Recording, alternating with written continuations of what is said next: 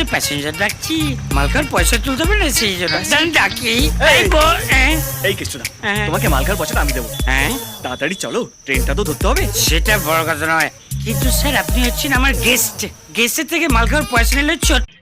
মালগার পয়সা আমি দিচ্ছি।